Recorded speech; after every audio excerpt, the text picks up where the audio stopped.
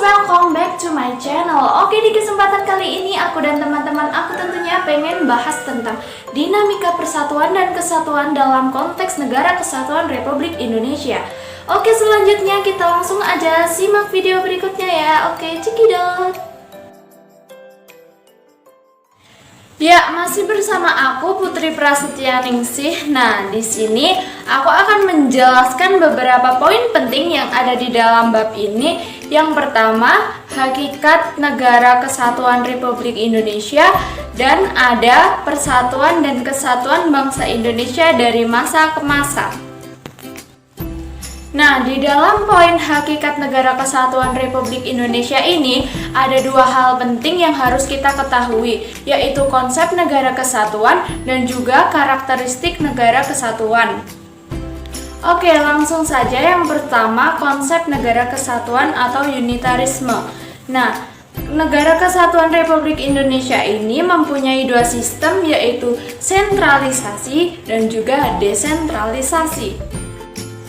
Sentralisasi adalah semua hal yang diatur dan diurus oleh pemerintahan pusat, sedangkan desentralisasi adalah semua hal yang diatur oleh rumah tangganya sendiri menurut otonomi daerah. Oke, yang kedua adalah karakteristik Negara Kesatuan Republik Indonesia. Karakteristik Negara Kesatuan Republik Indonesia ini tercantum dalam pembukaan dan pasal-pasal tentang Negara Kesatuan Republik Indonesia. Ada 5 pasal. Oke, selanjutnya kita akan membahas tentang poin yang kedua, yaitu persatuan dan kesatuan bangsa Indonesia dari masa ke masa. Dalam poin penting ini, kita akan membahas 6 periode. Yang pertama adalah persatuan bangsa Indonesia dari masa revolusi.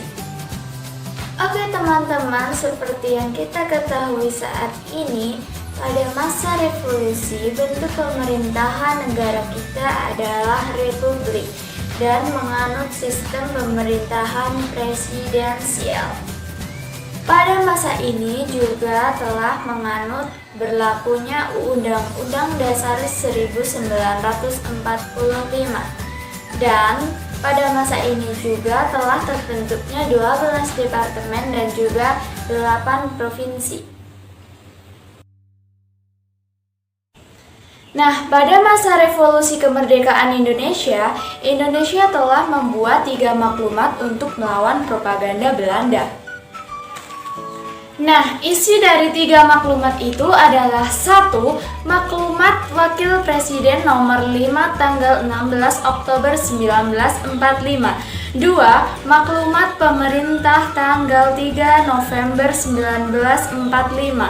3. Maklumat Pemerintah tanggal 14 November 1945. Pada masa ini muncul gerakan-gerakan separatis seperti PKI, Partai Komunis Indonesia, dan juga DITI di Jawa Barat. Oke, lanjut di periode yang kedua, yaitu persatuan dan kesatuan bangsa Indonesia pada masa Republik Indonesia Serikat.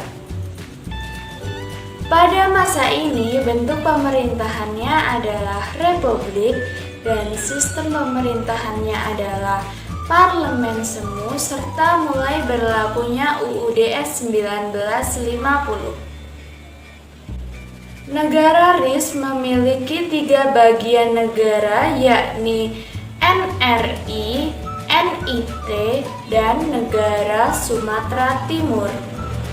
Nah, pada masa ini muncul gerakan-gerakan separatis seperti Gerakan APRA, Pemberontakan Andi Aziz, dan Gerakan RMS.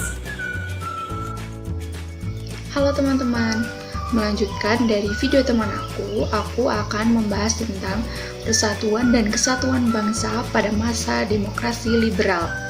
Nah, pada periode ini, Indonesia menggunakan Undang-Undang Dasar Sementara Republik Indonesia tahun 1950 atau UUDS 1950. Nah, Bentuk negara Indonesia pada periode ini adalah kesatuan yang kekuasaannya dipegang oleh pemerintahan pusat. Sistem pemerintahan yang dianut sendiri adalah sistem pemerintahan parlementer. Pada sistem pemerintahan parlementer ini terjadi 7 kali pergantian kabinet.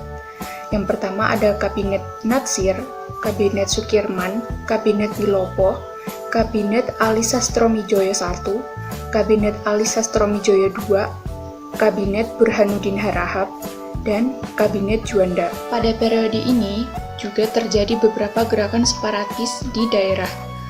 Ada yang pertama, Gerakan Darul Islam atau Tentara Islam Indonesia atau DITII yang terjadi di daerah Sulawesi Selatan, Aceh, dan daerah Kalimantan.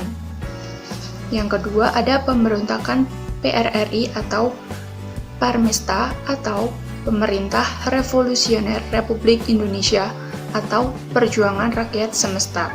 Selanjutnya dibentuk juga gerakan dewan sebagai berikut. Yang pertama, Dewan Banteng di Sumatera Tengah, Dewan Gajah di Sumatera Utara, Dewan Garuda di Sumatera Selatan, Dewan Lambung Mangkurat di Kalimantan Selatan, dan Dewan Mangungi di Sulawesi Utara. Nah, untuk selanjutnya yaitu Persatuan dan Kesatuan Bangsa pada masa Orde Lama. Nah, pada tanggal 9 Juli 1959 dibentuk kabinet yang terdiri atas 1. Kabinet inti, 2. Menteri-menteri ex officio, 3. Menteri-menteri muda sebanyak 60 orang. Pada periode ini terjadi banyak penyimpangan terhadap Pancasila dan Undang-Undang 1945. Di antaranya adalah yang pertama, membubarkan DPR hasil pemilu dan menggantikannya dengan DPR gotong royong atau DPR GR. Yang kedua, membentuk MPR sementara yang anggotanya diangkat dan diberhentikan oleh presiden.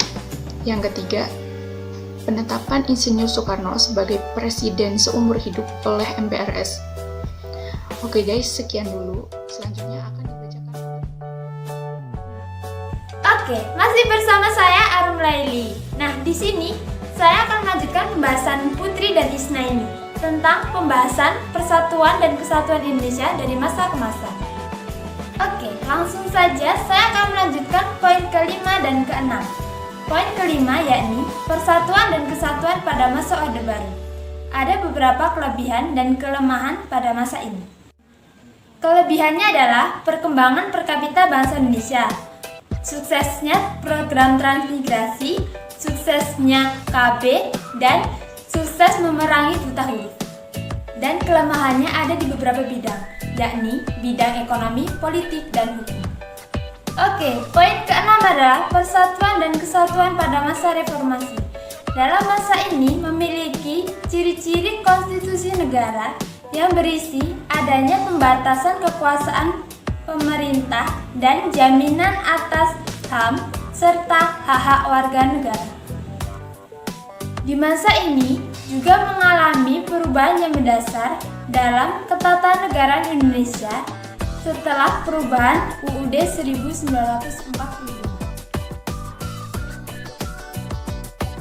Oke guys, sekian dari kami. Semoga video tadi bermanfaat. Dan jangan lupa like, comment, share, and subscribe. Thank you. See you.